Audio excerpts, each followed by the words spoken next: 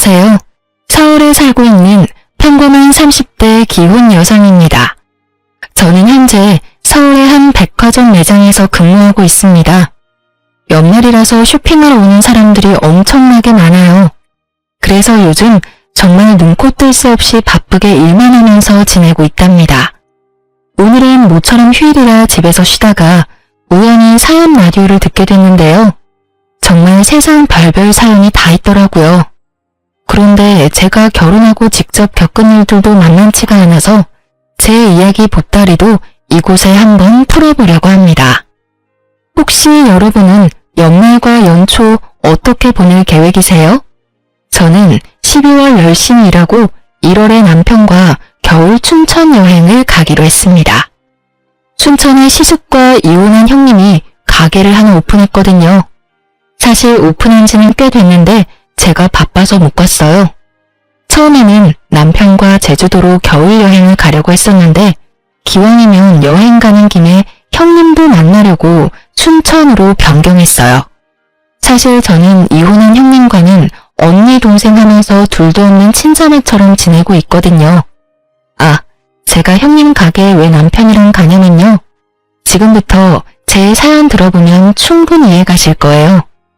저는 그렇다 쳐도 저희 남편까지 이혼한 형수랑 거리낌 없이 얼굴 보고 지내는 데에는 그만한 이유가 있거든요. 그리고 혹시라도 당사자가 내키지 않을 수도 있을 것 같아 미리 사연 보내도 되냐고 언니한테 전화로 허락도 받았습니다. 언니가 오히려 자기 대신 속 시원하게 좀 밝혀달라고 부탁하더군요. 그럼 지금부터 떠오르는 대로 차근차근 여러분께 말씀드리겠습니다. 저는 집안 사정이 그다지 좋은 편이 아니었어서 고등학교 졸업하자마자 백화점에서 일을 했습니다. 지금은 제가 화장품 매장에서 일하지만 결혼 전에는 명품 매장에서 일했어요. 그때 저와 남편은 직원과 고객으로 처음 만났습니다. 그 당시 저는 제가 번 돈으로 엄마에게 생활비를 주고 나머지 남는 돈으로는 열심히 저를 꾸몄습니다. 어려서 스트레스를 어떻게 풀어야 하는지 잘 몰랐거든요. 그냥 휴일에 무작정 쇼핑으로 소비하는 게 일상이었습니다. 제 얼굴에 침 뱉기지만 솔직하게 말씀드리자면 지금과 달리 어릴 때의 저는 경제관념이 아주 엉망이었어요. 그래도 그나마 다행이었던 건 제가 이성관계에 전혀 관심이 없어서 다가오는 남자들은 다 거절했습니다. 사실 막연하게 호기심은 있었는데 일하느라 지쳐서 연애 따위 꿈도 못 꿨었죠. 그러다 남편을 만나 서로 첫눈에 반해서 저는 첫 연애이자 마지막 연애를 시작할 수 있었습니다. 신기하게 아무리 바빠도 연애가 가능하긴 하더라고요. 저는 남편 만나서 사랑을 배웠고 시댁에서는 그 외에 다른 것들도 참 많이 배웠습니다. 그리고 조금 부끄럽지만 미래를 위해 저축하는 법도 남편과 연애하면서 습관을 들였죠. 그렇게 연애를 2년 정도 하고 저희는 결혼 약속을 했습니다. 처음 예비시댁에 인사드리러 가는 날에 잔뜩 긴장해서 몸이 굳었던 기억이 납니다. 예비신부가 엄청 표독스러운 얼굴로 저를 한번 노려보더니 이내 안 좋은 말들을 쏘아붙이더라고요. 엄마, 우리 왔어. 어머님, 안녕하세요. 처음 뵙겠습니다. 어머나, 누가 어머님이야? 말 조심해요, 아가씨. 이놈아, 넌 하다하다 이제 백화점에서 일하는 여자애 꼬셔서 집에까지 데리고 오냐? 넌 어떻게 생겨먹은 놈이 여자의 얼굴이면 다 되는 거야? 아니 조건 같은 건 따질 생각이 없는 거냐? 결혼이 애들 장난이냔 말이야. 아이고 데리고 온 여자의 수준 봐라. 아주 머리부터 발끝까지 명품으로 치장을 했구만. 겉이 화려하면 못하냐? 아무리 그래도 속은 못 바꾸지. 어머니 그래도 처음 보는데 말이 너무 심하잖아요. 윤진이는 그냥 엄마한테 잘 보이려고 꾸미고 온 거라고요. 말이 심하긴 뭐가 심해? 어른 처음 만나는 날에 저렇게 과하게 나타나는 게 정상이냐? 난 저 아가씨 어디 TV쇼에 출연하러 온 줄 알았다. 화장은 또 얼마나 짙은지. 난 너 몇 년 잠잠하다가 결혼하래 데리고 온 데서 이제야 네가 정신 차렸나 싶어서 잔뜩 기대했어. 근데 어디 저런 인물을 데리고 와? 감히 우리 집안에 가당키나 한 줄 알아? 그리고 어른한테 인사로 가는데 여자애가 뭣도 모르고 저렇게 과하게 꾸몄으면 너라도 말렸어야지. 으이그 속 터져. 아이고 내 팔자야. 죄송합니다 어머님. 제가 너무 잘 보이고 싶은 마음에 과하게 꾸몄나 봐요. 다음에는 꼭 단정 오겠습니다. 어머 아가씨, 나한테 어머님이라 부르지 말라니까요. 내 아들이랑 얼마나 만나다 헤어질진 모르겠지만요. 아가씨랑 나 사이에는 다음은 없네요. 그러니까 험한 꼴 더 당하지 말고 돌아가요. 저는 그때 처음 겪는 상황에 너무 놀라고 무서웠습니다. 아무래도 저는 남편과 학력 차이도 나고 모든 면에서 스스로 부족하다고 생각하고 있었거든요.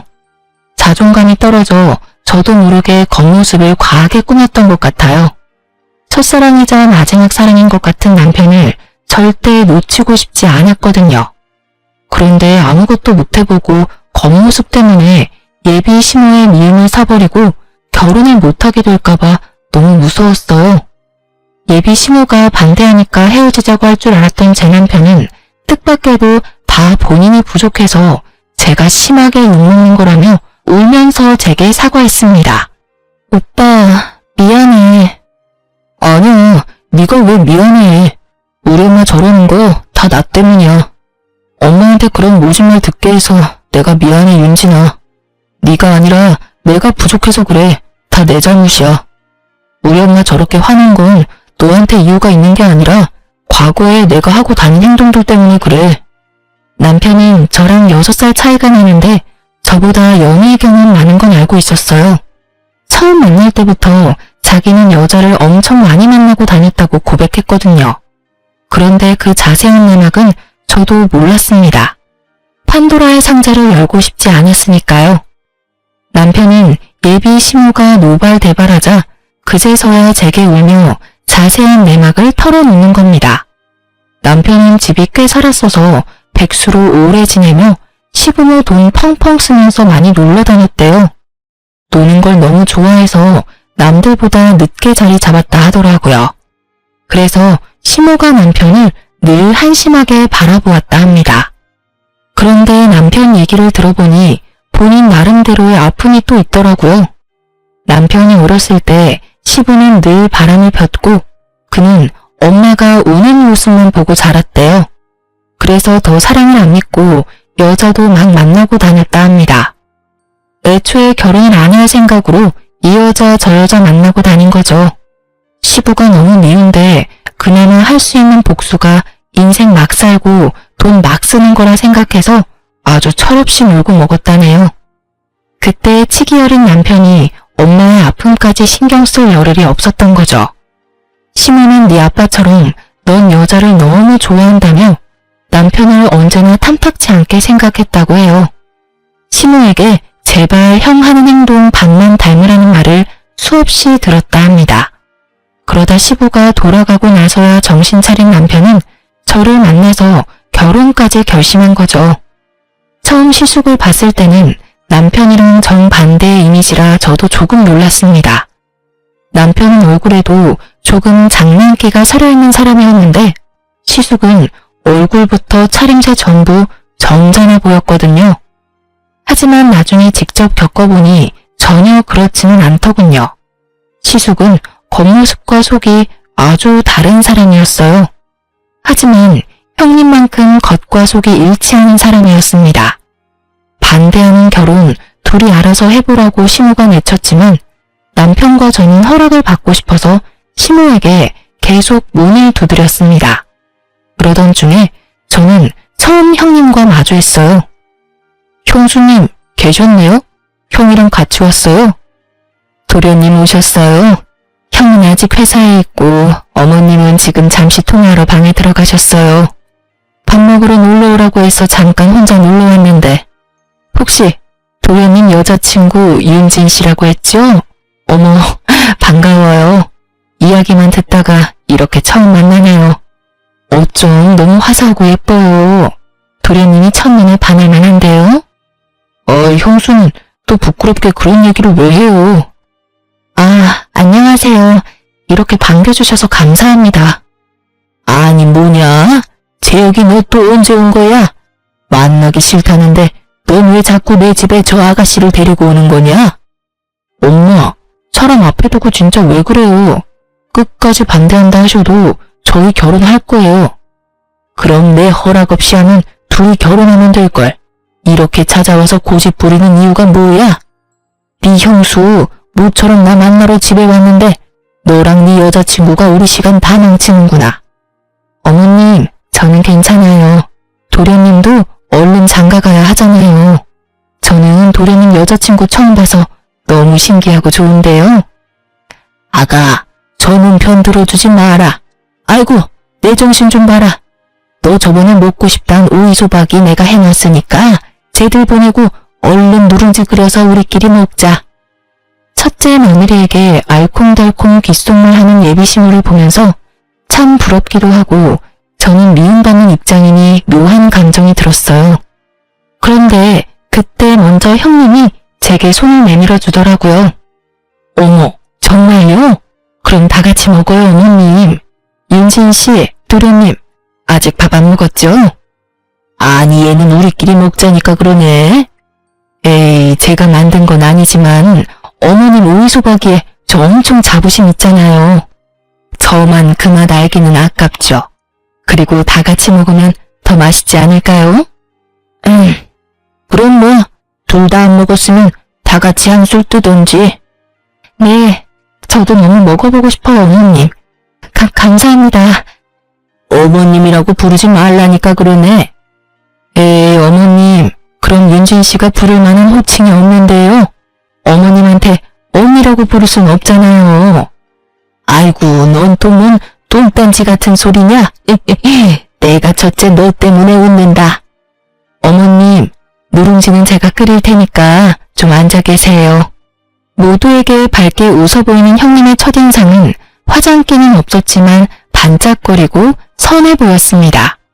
그래서 그날 이후로 꾸미기 좋아했던 저는 형님의 모습을 롤모델 삼아 거칠애를 전부 포기하고 수수하고 아주 검소하게 다녔습니다. 저도 화장빨 말고 저 자체로 빛나는 사람이 되고 싶더라고요. 그렇게 만날 때마다 점점 바뀌어가는 제 겉모습에 예비시모의 문초리도 점점 부드럽게 변해가더라고요. 저는 기어코 노력한 끝에 점수를 딸 수 있었고 결혼 허락까지 받을 수 있었습니다. 막 축복을 받는 결혼까지는 아니었지만 반대하는 결혼이 아니라는 사실만으로 저는 너무 행복했어요. 하지만 제가 변하는 모습을 보며 그렇게까지 결혼을 하고 싶냐며 안타까워하는 친구들도 있고 반응은 각양각색이었어요. 조언을 넘어서 비난하는 친구들도 있었죠. 저는 아랑곳하지 않고 자주 어울려 놀았던 친구들과는 만나지 않고 자연스레 멀어졌습니다. 그때 제 곁에 남은 몇 안 되는 친구들이 지금도 곁에 남아있어요. 지금 생각해보면 제 인생에서도 아주 잘한 일이라 생각합니다. 그런데 저는 결혼하면 다 끝난 줄 알았는데 하고 보니 또 구박받을 일이 많더라고요. 저희 형님은 어디 가서 못 만날 아주 착한 사람이었습니다. 하지만 형님만 예뻐하고 저를 구박하고 차별하는 시모의 행동 때문에 자연스레 저는 형님을 질투하는 감정도 생겼고 속으로 형님을 조금 미워도 했습니다. 지금 돌이켜보니 참 제 마음대로 형님을 롤모델 삼았다가 또 미워하고 저 혼자 참 북치고 장구 많이 쳤네요. 그러다 제 질투심은 또 어떤 계기로 사라졌어요. 저는 결혼하고 시댁에서 맞이하는 첫 명절만큼은 시모에게 형님보다 더 예쁨 받고 싶었어요. 그런데 당연히 몇 년 일찍 시집 온 형님이 일을 잘했죠. 음식 장만하는데 형님은 익숙하게 시모를 돕는데 저는 느리고 서투른 칼질도 모자라 음식을 태우기 시작했어요. 아유, 둘째, 너는 살면서 요리랑 아예 담 쌓고 지냈니? 난 며느리 한 명 더 생겨서 이번 명절은 좀 수월하게 지나가나 했다. 그런데 어째 너 실수 수습하느라 우리가 더 힘들구나. 죄송해요, 어머님. 근데 저도 배우면 금방 늘지 않을까요? 그래도 둘보다는 셋이 낫잖아요. 참나 말이나 못하면 지금부터 둘째 너는 시키는 일만 해라. 괜히 혼자 설치다가 사고 치지 말고. 네. 아니면 동서 잠깐 방에 가서 좀 쉬다 올래? 방에서 쉬고 오라는 형님의 말에 속으로 꽤나 당황했습니다. 형님이 저를 그 상황에서 배척하는 건가 싶었거든요. 네? 뭐 첫째 말대로 그렇게 하는 것도 나쁘지 않겠구나. 아가, 항상 나랑 둘이 하다가 한 명 더 끼니까 도리어 정신이 없지? 예, 나머지는 나랑 첫째가 마무리할 테니 넌 방에 들어가 있어라. 차라리 그게 더 도움되겠다. 지금은 뭐 정신 사나워서 온? 아, 그게 아니라요, 어머님. 동서 백화점에서 종일 구두 신고 힘들게 일하니까 오늘만큼은 좀 쉬었으면 해서요. 들어보니까 이번 주 내내 일했는데 오늘 하루 딱 쉬고 내일 또 출근한대요. 어머님이랑 저는 워낙 해왔던 거라 손에 익었는데 아직 동서는 그렇지 않잖아요. 형님, 저는 걸핏하면 혼자 열등감에 사로잡히곤 했는데 저를 진심으로 걱정하는 형님의 눈빛과 말은 엄청 감동이었어요. 그런 거라면 형님, 어머님, 저 이제 실수 안 할게요. 간단한 거라도 도울 수 있게 해주세요. 저만 가서 어떻게 쉬어요? 저 하나도 안 힘들어요. 오히려 혼자 쉬는 게 더 힘들어요. 우리가 힘들어 이거사. 그럼 사고 치지 말고 지금부터 딱 하라는 것만 해라. 알겠냐? 네. 잘해내고 싶었지만 참 야속하게도 저는 긴장한 탓에 손에 땀이 계속 났고 결국 시모가 아끼는 그릇을 놓쳐 깨트리기까지 했습니다. 쨍그랑하는 소리에 시모는 참을 대로 참았다며 제게 소리를 질렀어요. 너 정말 오늘 와서 사고만 치고 한 게 뭐가 있냐? 그거 첫째가 선물해준 비싼 접시야. 너 이 귀한 접시 어떡할 거야? 어머님, 정말 죄송해요. 손이 미끄러워서 그만. 넌 어디 네 형님 반만이라도 따라가 봐라. 내가 업고 다니지. 옷 좀 그렇게 죄다 엉성하니? 속 터진다 정말. 어머님, 일단 위험하니까 방에 잠깐 들어가세요. 저랑 동서가 바닥부터 치울게요. 시모에게 혼나니까 놀라서 손은 더 말이 안 듣더라고요. 깨진 접시 조각을 맨손으로 치우려는데 형님은 바로 제 손을 저지하고 고무장갑을 끼곤 저 대신 바닥을 청소했습니다. 동서, 그러다 예쁜 손 다쳐. 내가 할 테니까 잠시 앉아있어. 죄송해요, 형님. 청소 후에 형님은 다 같이 마실 수 있게 차를 우리더니 시모와 제게 내밀었습니다. 놀라서 몸이 굳었을까 봐요. 아가, 역시 너는 센스가 타고났구나. 에이, 어머님, 혹시 저 처음 시집 왔을 때 기억나세요? 자꾸 저 띄워주시면 저 동서 보기 창피해요. 형님이 배시시 웃자 시모는 갑자기 웃음보가 터졌습니다. 영문을 모른 채 저는 두 사람을 보면서 차만 홀짝이고 있었죠. 어머, 아유, 내가 이제 늙었나 보다. 잠시 망각했어. 그래, 너에 비해 둘째는 양반이구나. 둘째 너 지금 손 빠르고 꼼꼼한 이 형님이 처음 우리 집 왔을 때 어땠는 줄 아니? 글쎄, 자기가 음식 혼자 다 하겠다고. 어머님, 저만 믿으세요. 하길래 믿고 외출하고 돌아왔더니 글쎄, 해 떨어질 때까지 거실 소파에 대자로 뻗어 자고 있었단다. 그래놓고 하는 말이 잠들어서 음식을 하나도 못했대. 아이고 배꼽이야. 정말 형님이요? 그래. 네 형님이 그랬어. 그래놓고 지도 놀랐는지 내 불호령에 벌떡 일어나서는 이제라도 빨리 해보겠다면서 잠결에 기름이라고 식초를 후라이팬에 냅다 둘러서 후라이팬에 불을 냈지 뭐냐. 그래서 불이 쉽게 안 꺼져서 주방에 소화기 뿌리고 난리 났었죠. 어머님, 그때 저한테도 아까처럼 말씀하셨었는데 기억나세요? 예, 너 그거 내가 아끼는 후라이팬인데 어쩔 거냐? 하셨잖아요. 아까 동서 보는데 저 보는 줄 알았다니까요. 그래, 그랬었지. 너 정말 손 많이 갔어. 저 혼내느라 눈물이 마를 날이 없었잖아요. 신나서 형님의 실수 에피소드를 말하는 시모와 맞장구 치며 웃는 형님을 보면서 비로소 긴장이 풀리더군요. 형님이 일부러 저 덜 혼나게끔 옛날 이야기를 꺼낸 것 같아서 그 마음이 참 고마웠습니다. 그렇게 저는 시모에게 혼날 때도 있었지만 형님에게 위로도 받고 점점 살림에 익숙해지고 시댁 식구들에게 스며들어갔습니다. 그러다 보니 시모의 불호령은 점점 사라졌고 저도 둘째 며느리로서 예쁨을 받으며 지냈어요. 하지만 그 행복도 길지 않았습니다. 얼마 안가 시모가 교통사고가 크게 났거든요.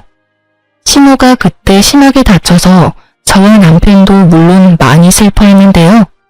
시모 교통사고 소식에 저희 부부와 시숙보다 형님이 더 많이 울었고 울다 실신까지 했습니다. 어머님, 일어나 보세요.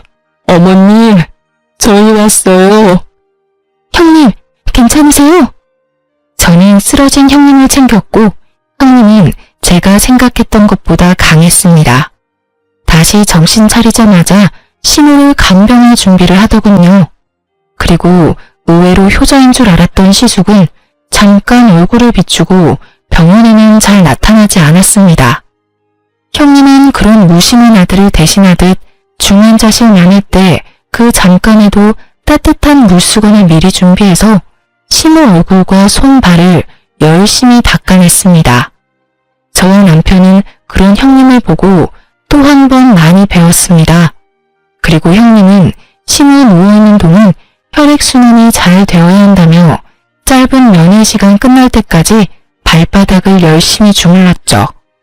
그 사랑 덕분인지 시모는 회복이 빨랐고 의식을 차린 후 일반 병동에 옮겨졌습니다. 얘들아, 고맙다. 내가 너희한테 큰 빚을 졌구나. 빚이라니 어머님, 그런 말씀 마세요.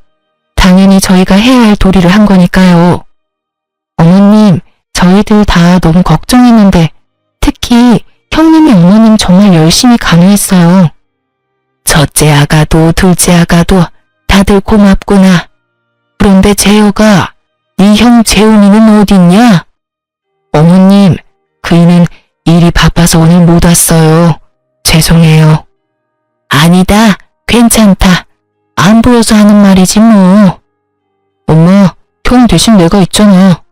이제 절대 아프면 안 돼요, 엄마? 그래, 이제 그럴 일 없을 거다. 내가 우리 아들들한테도 고마워. 그나저나 재훈이도 얼굴 보고 싶었는데 요즘 일이 많이 바쁜가 보구나. 그때 형님은 어딘가 불편한 얼굴로 웃어 보였어요. 저는 뭔가 이상하다 눈치는 챘지만 무슨 사정이 있겠지 하고 묻지는 않았습니다. 그때부턴 형님과 제가 번갈아 가면서 어머님을 간호했어요. 하지만 저는 백화점에서 일을 하고 있어서 형님이 거의 다 한 거나 마찬가지였죠. 저희 남편도 일이 무척 바빴지만 일주일에 한 번은 꼭 종일 시모 병원에 저와 함께 있었습니다. 그런데 아무래도 남편이 병원에 와도 남자니까 크게 할 수 있는 게 없는 겁니다. 시모는 화장실을 혼자 다닐 수 없어서 한동안 기저귀를 차고 있었는데 그런 시모의 기저귀를 남편이 직접 갈아줄 수 있는 것도 아니었습니다. 남편은 아들로서 무능한 마음이 든다고 괴로워했어요. 그래도 남편은 엄마의 기저귀는 직접 못 갈아도 병원에 가면 자기가 할 수 있는 일을 꼭 찾아서 작은 거라도 보탬이 되려고 노력했습니다. 예를 들면 물 떠오기, 손 발톱 깎아드리기, 다리 주물러드리기 등등 자질구레하지만 꼭 필요한 일들을 찾아서 했죠. 그리고 남편은 잊지 않고 제게 고맙다고 표현도 잘해줬습니다. 여보, 백화점 일하느라 우리 엄마 신경 쓰느라 요즘 당신 정말 고생이 많아. 정말 고마워. 나만 고생인가? 모두가 고생이지. 난 괜찮아. 그리고 형님이 거의 어머님 간병 다 하고 있잖아. 그나저나 형님 요즘 얼굴이 너무 수척해졌던데 걱정이야. 그럼 내일은 잠깐이라도 당신이 형수랑 몸보신할 겸 밖에 나가서 맛있는 거 사 먹고 와. 잠깐은 나 혼자 엄마 옆에 있어도 되지 않을까? 그래, 좋은 생각이네. 그렇게 저는 남편과 어머님을 보러 갔는데 시모는 갑자기 아들 낳아봤자 키워봤자 다 소용없는 거라고 한숨을 깊게 내쉬었습니다. 다 소용없어. 나도 딸을 낳았어야 하는 건데. 엄마, 듣는 아들 섭섭하게 왜 그러셔? 오늘 컨디션 많이 안 좋아요? 이 여사 왜 이러실까? 우리 어머님 욕심 너무 많으시다. 이미 형님이랑 제가 딸이잖아요. 분위기를 풀어보려는 저와 남편의 노력에도 시모는 좀처럼 웃질 않았고 얼굴이 어둡더라고요. 시모 얼굴에 드리워진 그늘과 근심이 얼굴 콧배기도 안 비추는 시숙 때문이란 걸 형님을 통해 뒤늦게 알았습니다. 아까 아침에 어떤 할머니가 어머님한테 며느리는 둘인데 왜 아들은 하나냐고 했거든요. 그 말에 빈정이 많이 상하셨나 봐요. 형이 병원에 잘 안 와요? 그때 한 번이고 안 오네요. 그 사람이 내 말은 통듣지를 않아서요. 혹시 서방님이 형한테 병원에 좀 오라고 말해줄 수 있어요? 그럼 한 번은 올 것 같은데. 형수님, 혹시 형이랑 싸웠어요? 그게... 그럼 제가 형한테 직접 말해볼게요. 남편은 어떻게 시숙을 곧장 병원으로 불렀고 시모는 큰아들 오랜만에 보고 얼굴이 밝아졌습니다. 아이고, 우리 큰아들 왔어? 아이씨, 엄마, 아직도 소변줄하고 있어요? 병실에 지린내가 진동이네. 저건 도대체 언제 떼는 건데? 그런데 시숙은 잠깐 왔는데 오자마자 한다는 말이 너무 충격적이었어요.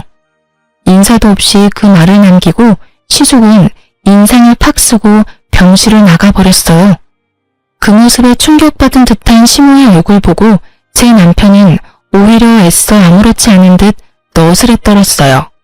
소변통 들고 비우고 온다 말하며 뒤따라 병실을 나갔습니다.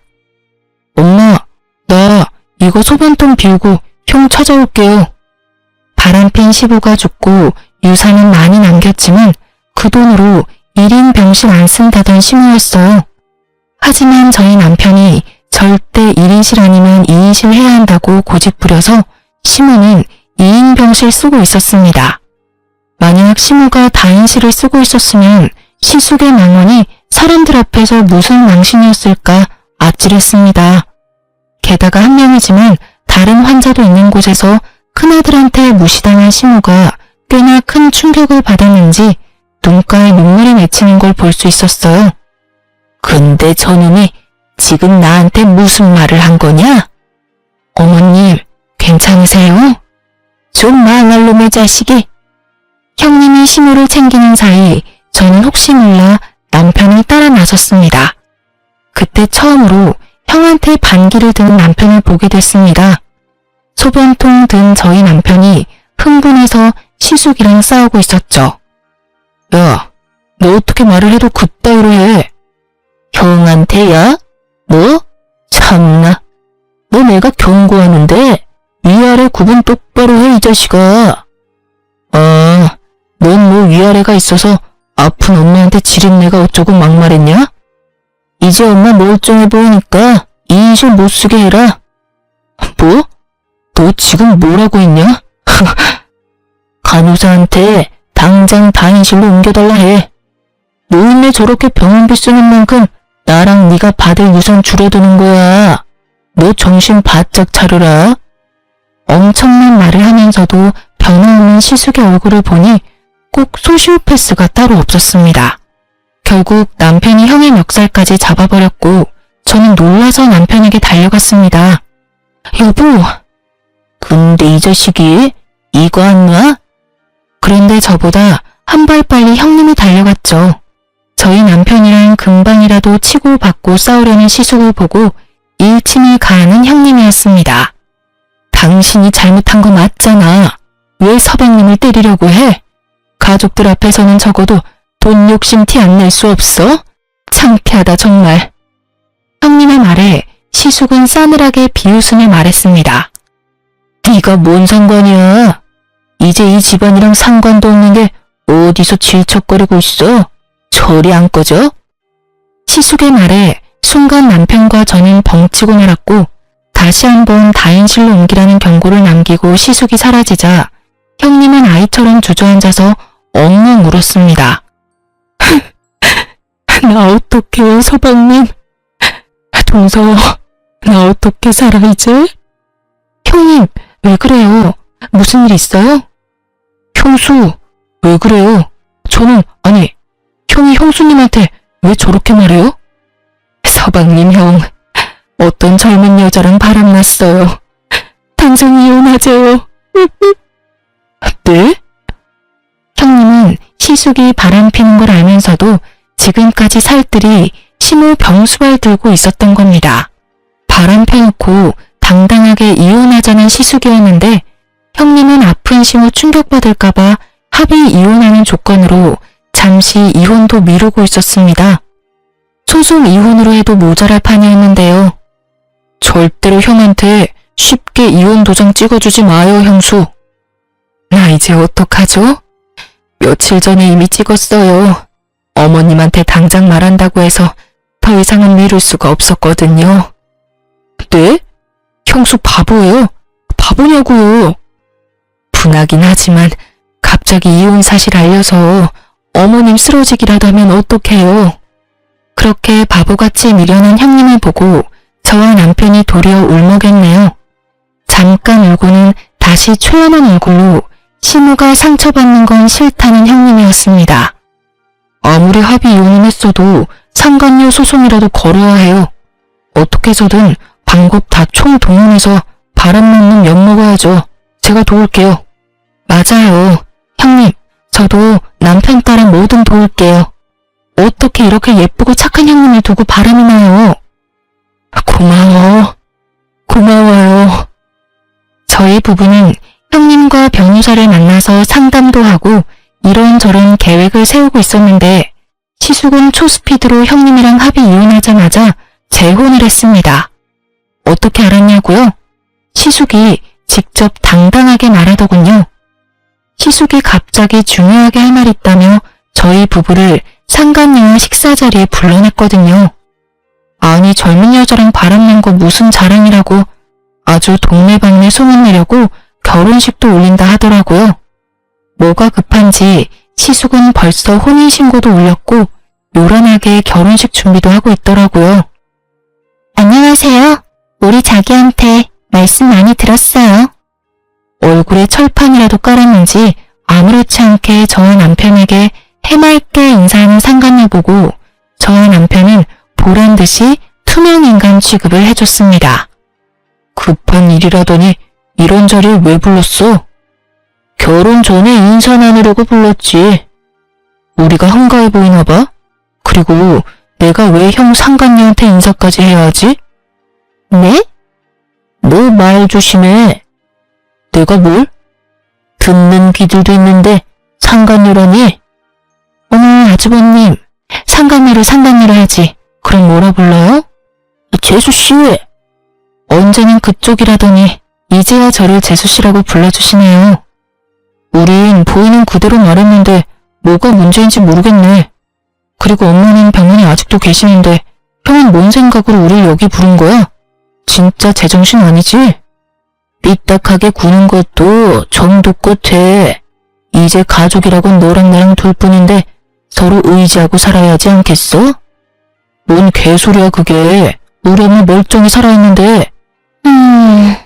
죄송하지만 저는 형제끼리 싸우면 관심 없어요.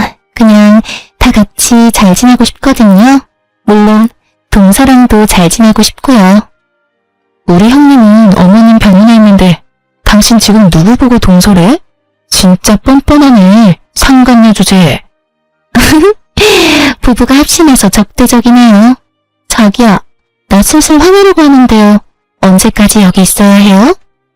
일단 오늘 두 사람 부른 건 내 결혼식에 올 가족이 두 사람뿐이잖아. 와서 자리 좀 채우라고.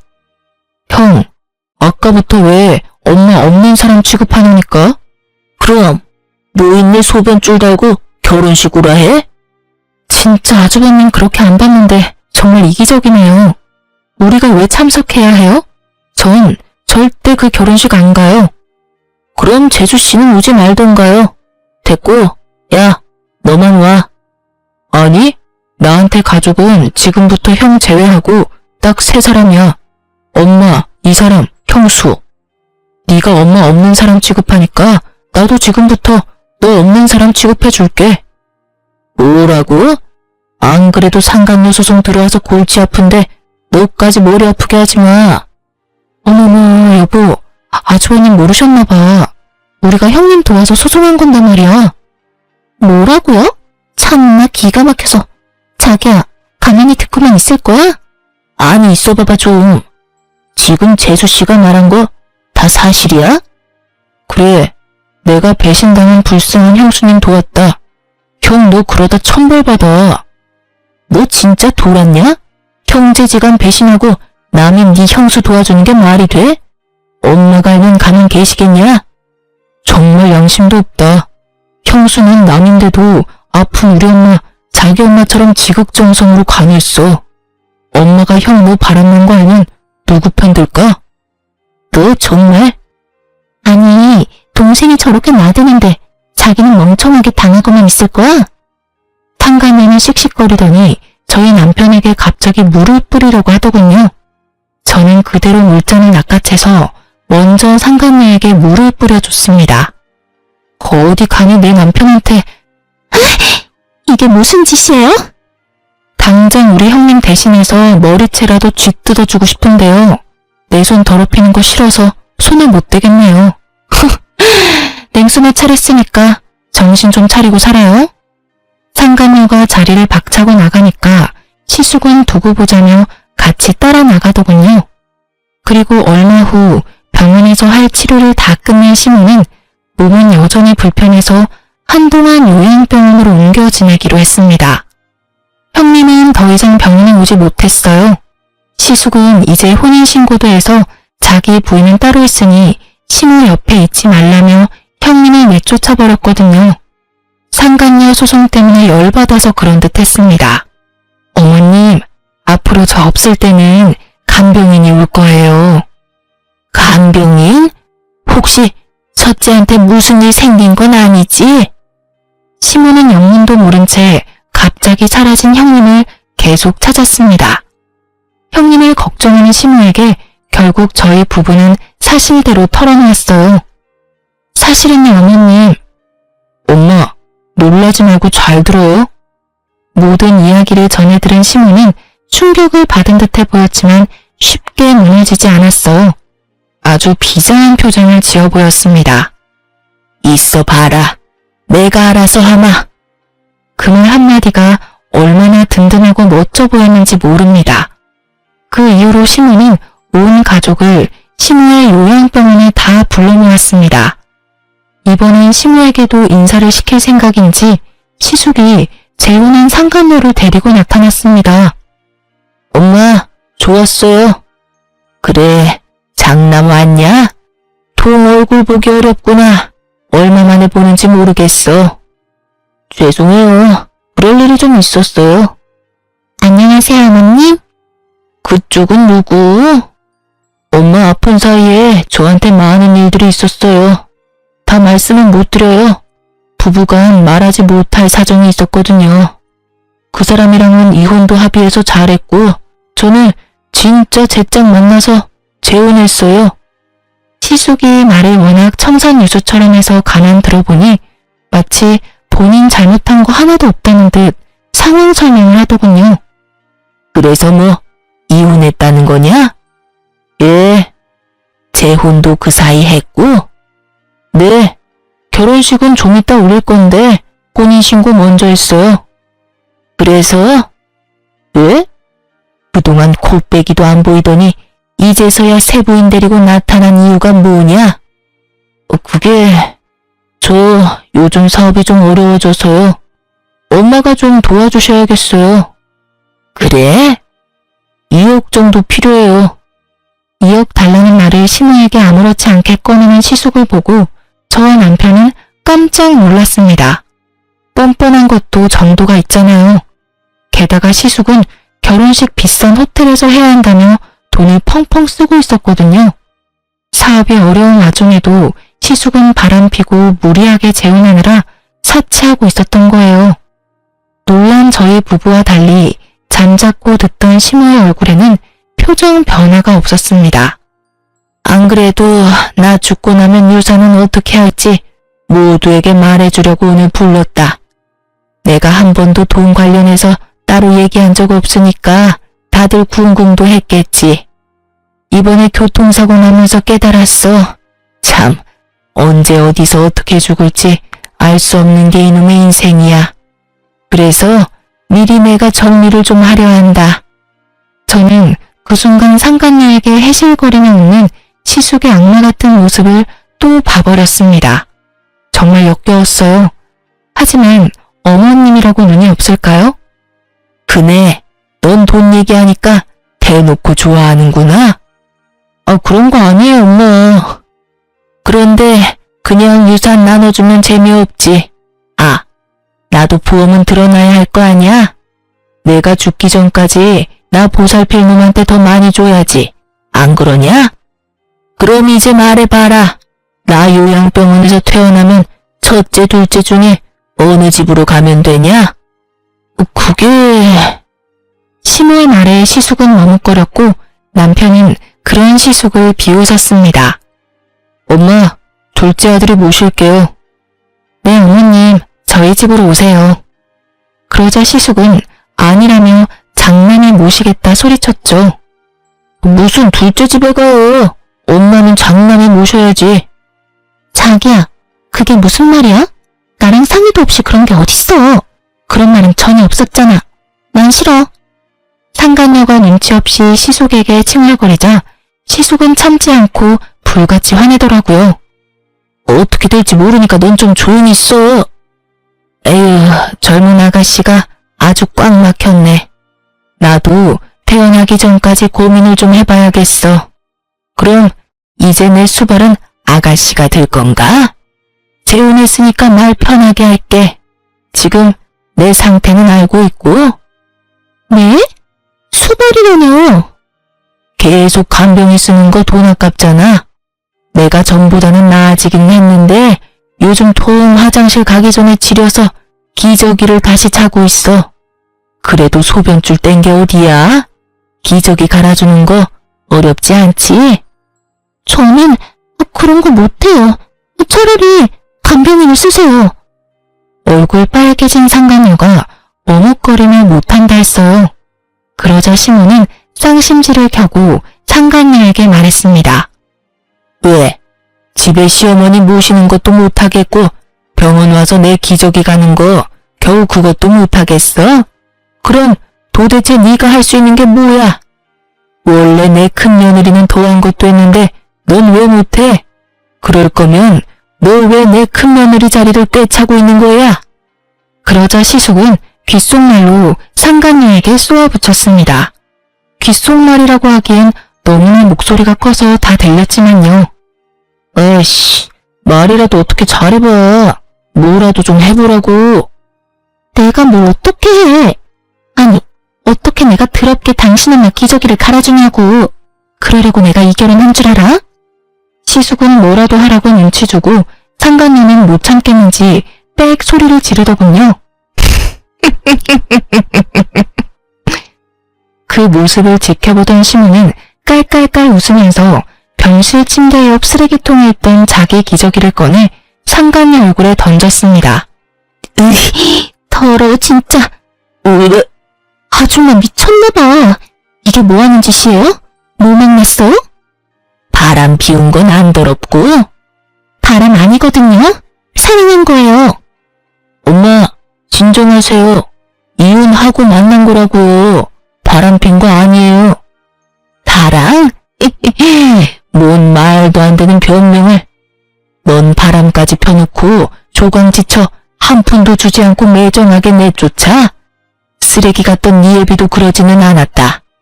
바람은 밥 먹듯이 폈지만 돈은 나한테 다 남겼어, 이놈아. 네 애비보다 더한 악마 같은 놈아. 넌 오늘부로 내 자식 아니야. 그리고 내 며느리는 여전히 딱 2명이야. 지금 내 옆에 있는 둘째 며느리랑 지금 병실 들어오는 첫째 며느리. 그때 형님이 병실 문을 열고 들어오자 얼굴이 썩어가는 상간녀와 시숙이었습니다. 어머님, 저 왔어요. 네가 여기 어디라고 와? 어라? 옆에 그 남자는 누구냐? 그새 남자도 생겼어? 웃기게도 주제에 형님 옆에 있는 남자를 은근히 신경 쓰는 시숙이었죠. 난 어머님이 오라고 해서 왔는데. 어서 와라. 마침 타이밍 잘 맞게 왔어.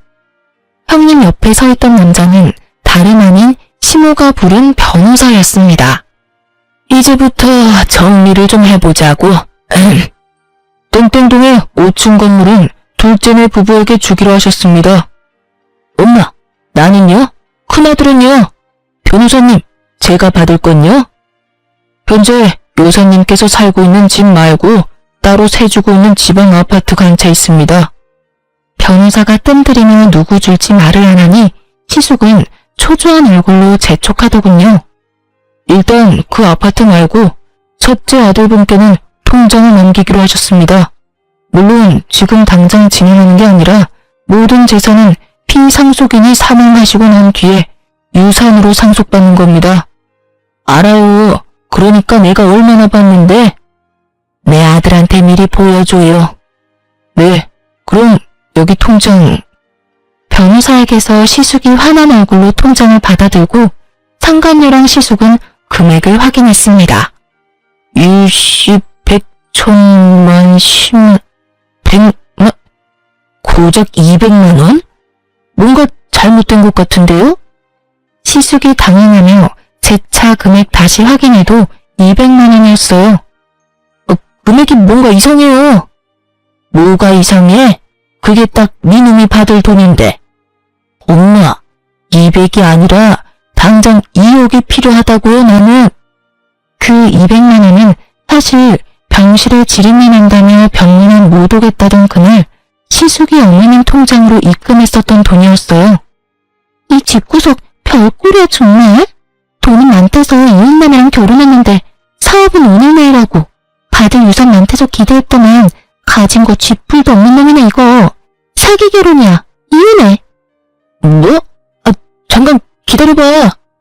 뛰쳐나가는 상간녀의 세상 다 잃은 얼굴로 시숙은 무릎 꿇고 빌었습니다. 엄마, 나한테 왜 이러세요? 아들이 잘못했어요. 이제 장난 그만하시고요. 아파트는 나 줄 거죠? 한심하기 짝이 없는 이놈한테 내가 왜 아파트를 줘? 저 여자랑 당장 이혼할 테니까 제발 제목 유서는 제대로 남겨줘. 시모가 들은 척도 안 하자 시숙은 시모의 바지가랑이를 붙잡으며 말했습니다. 엄마, 그럼 아들 사업이라도 좀 도와줘요. 아까 말한 2억은 도와줄 거죠? 나 이러다 진짜 망해요. 2억? 2억이 누구 개 이름이냐? 맡겨놨어. 난 앞으로 나 먹고 살 돈이란 병원비밖에 없어 이제. 엄마. 변호사 선생님, 나 죽으면 작은 건물 말고도 나머지 남은 돈들이랑 내가 살던 집은 둘째한테 줄 거예요. 나 때문에 고생을 많이 했거든. 아파트는요, 엄마? 아파트 있잖아요. 이미 난 네 조강지처한테 그 아파트 줘버렸는데 네가 이혼 안 했음 그 아파트 팔아서 같이 쏟겠지. 멍청한 놈. 어디 지 아빠랑 똑같은 짓거리를 해? 꼴도 보기 싫다. 다신 내 앞에 나타나지 마라. 뭐라고? 야, 너 사실이야? 그런 걸 받았으면 나한테 말을 했어야지. 몰랐니? 탐낼 걸 탐내. 어머님이 나 평생 고생만 하고 불쌍하게 이혼당했다고 너 대신 위자료 챙겨주신 거거든? 어머니, 제발요. 무슨 생각으로 그러신 거예요? 참나, 이제 내 손 떠난 것들이다. 네 마누라한테 사과하고 빌어보던가. 여보, 내가 미안해. 내가 잘못했어. 가증스러워. 형님은 펑펑 울고 있는 시숙의 뺨을 사정없이 날렸습니다. 아, 그래, 때려. 에이, 마음 풀릴 때까지 차라리 날 때려. 넌 평생 반성해야 해. 근데 말이야, 어쩌지? 난 너랑 다시 합칠 생각도 없고 내 돈 나눠줄 생각도 없어. 지금껏 넌 네 생각만 해왔잖아. 나랑 내 아들은 손가락 빨고 살라고 그렇게 매정하게 버려놓고 잠 잘 오디? 그리고 너 어머님 병실에 있을 때 한 번이라도 날 따뜻하게 해본 적 있어? 가족들 먼저 버린 건 당신이야. 일어나. 이제 와서 불쌍한 척 거짓 눈물 흘리지 마. 그동안 엄마랑 형수한테 피눈물 나게 한 건 형이잖아.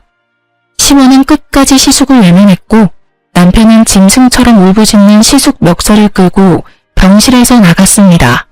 시모는 시숙이 사라지자마자 결국 눈물을 훔치며 말했죠. 아가, 이런 한심한 꼴 당하게 해서 미안하다.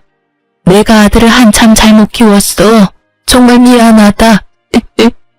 어머니, 아니에요. 그 뒤로 시숙은 가족들이 모두 외면하자 혼자 사업 살려보겠다고 무리하게 대출받고 여기저기 돈을 빌리며 아등바등 사는 듯 했습니다.